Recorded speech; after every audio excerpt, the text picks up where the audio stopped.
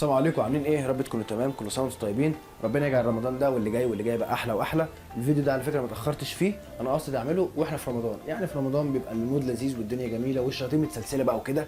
يا حبيبي بتقول ايه؟ ايه ده؟ اعوذ بالله من الشيطان الرجيم. ما علينا. انا قبل ما اتكلم او انطق بكلمه واحده بقدره قادر وانا نفسي ما اعرفش ازاي الفيديو ده انا عايز يجيب 10000 فيو و5000 لايك. ايه؟ خلاص 1000 فيو و500 لايك. بص، هو الفيديو ده لو جاب 10 لايكات على بعض يبقى فضل ونعمه كبيره قوي من ربنا، وانا مش هطمع في اكتر من كده. والله العظيم انا بفرح قوي لما اقابل اي حد في اي حته ويقول لي انت بطلت تعمل فيديوهات.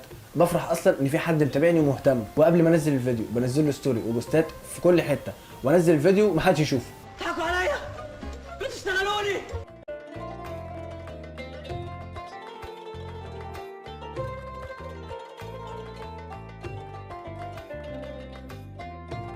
وبعدين ثانيه واحده استنى، فين العسل ابو دم خفيف القمر اللي بينزل كوبايه ميه ساقعه مشبره في عز الصيام ويقول لك مين عطشان؟ ايه يا دي الرزاله اللي انت فيها دي؟ ولا اخوه حبيبه بقى اللي بيجي لك في كل رمضان، هو نفس البني ادم اللي يقول لك صايم ولا زي كل سنه؟ انت مجنون يا جدع انت. في بقى اللي ما بيحبش يأفورها، اللي يقول لك امتى بقى يجي رمضان عشان الشارع ينور ونعلق زينه بقى وكده، وتروح تقول له هات 5 جنيه طبعا عشان الزينه. كتير ده كده تبذير. في بقى الناس اللي بتبقى واقفه في الشارع اللي ما تفطرش غير لما تفطرك الاول، والناس دي ما بتاخدش ثواب قد ما بتاخد شتيمه. طبعا انت معدي بالعربيه بتجري مش هيعرفوا يوقفوك فبيستنوك تعدي. في واحد بقى اللي هو ما تفهمش جنس ملته ايه، اللي هو يجي قبل رمضان يقول لك كل سنه وانتم طيبين ولو حد زعلان مني يتفلق. لول هموت من الضحك.